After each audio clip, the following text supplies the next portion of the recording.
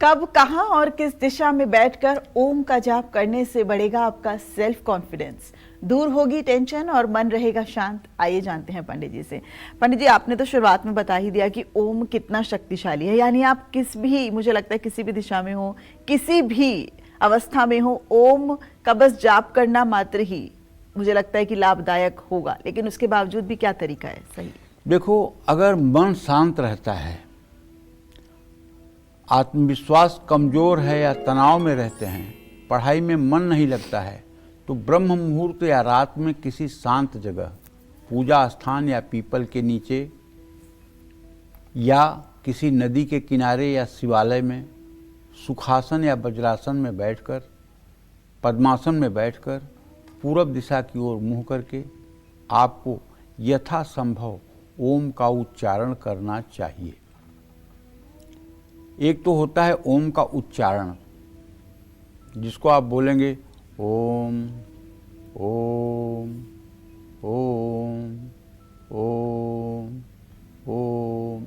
इससे जितनी आपकी नकारात्मक कोशिकाएं हैं सब पॉजिटिव हो जाएंगी, आपका रक्त संचार ठीक हो जाएगा, आपके चेहरे का आभा मंडल बदल जाएगा।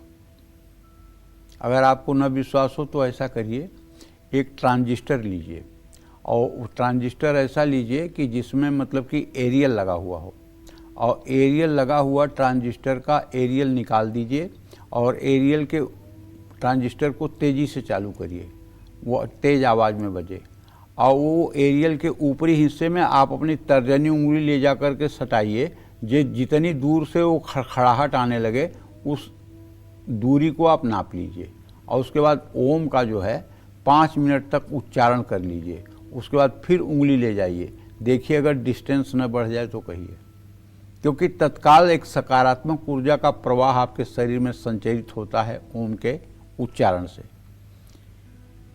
21 बार ओम का अगर कम से कम भी उच्चारण कर लिया जाए तो इससे काफ़ी चेहरे पर रौनक आ जाती है।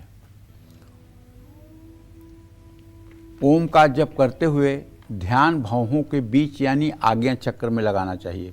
देखिए, यही गीता में भगवान ने कहा है कि मन एवं मनुष्याणाम कारण बंध मोक्ष हो। मनुष्य का मन ही उसके लिए बंधन और मोक्ष का कारण है।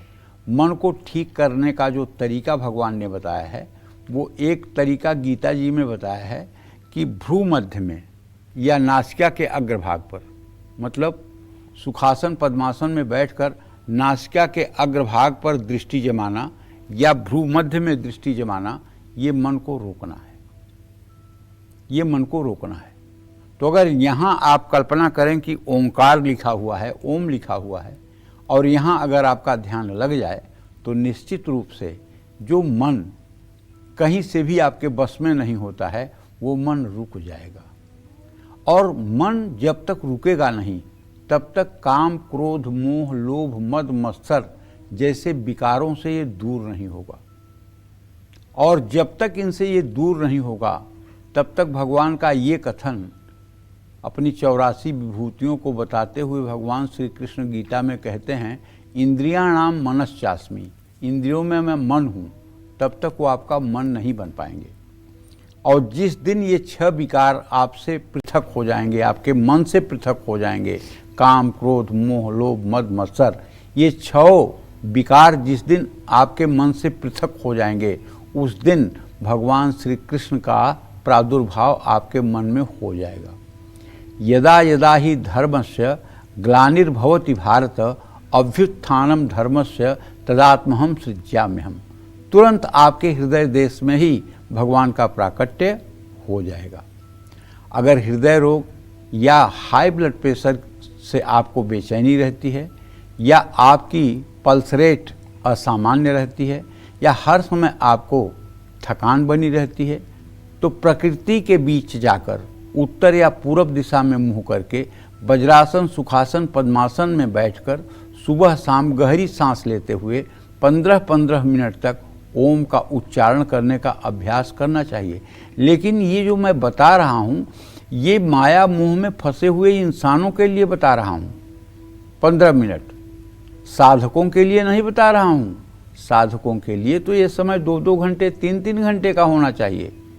जो लोग अति व्यस्त हैं, जिनके पास समय नहीं है, जो करियर करियर करियर का भूत जिनके ऊपर चढ़ा हुआ है, जिनके ऊपर पैसा कमाने का नशा चढ़ा हुआ है, उनके लिए बता रहा हूं कि भैया आप कम से कम 15-15 मिनट कर लीजिएगा अपनी ज़िंदगी को ठीक करने के लिए। और अधिकत से अधिकम फलम, अगर आप ज़्यादा देर इसको कर सकते हैं तो उसका चमत्कारिक प्रभाव आप खुद महसूस करेंगे।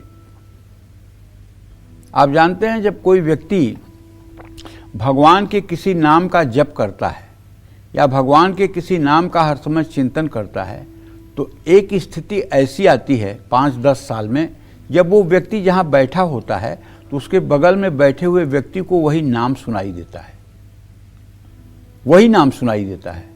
बगल बैठा हुआ व्यक्ति बिना कुछ पाए खुश हो जाता है, उसके अंदर एक पॉजिटिविटी होती है। क्यों? क्योंकि इसके सकारात्मक परमाणु उस व्यक्ति के नकारात्मक परमाणुओं को नष्ट करके और उसके अंदर भी सकारात्मकता का बीज बोता है। इसीलिए हमारे शास्त्रों में नाम जप को बहुत महत्व दिया गया है।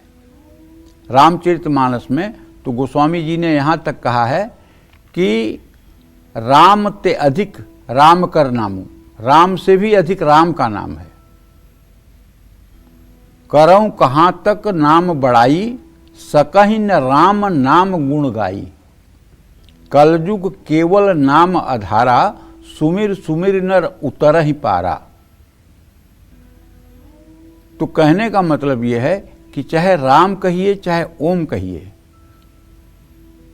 राम में भी ऋतु रसाणाम मूर्धा उपपद्मानिया नाम ओष्ठौ, जैसे ओम में कपाट बंद होता है, ओठ बंद होता है म पर, उसी तरह से राम कहने पर भी ओठ बंद होता है। रा से मूर्धा से स्वर आता है, म से कपाट बंद हो जाता है, माने शक्ति नीचे की तरफ जाती है। दूसरे शब्दों में कहूँ तो जो सहस्रार की कुंडलनी है वो ऊपर से नीचे की तरफ मूलाधार की तरफ बढ़ती है। और ऐसा व्यक्ति भूत भविष्य वर्तमान को जानने में सक्षम होता है। जय मां विंध्यवासिनी।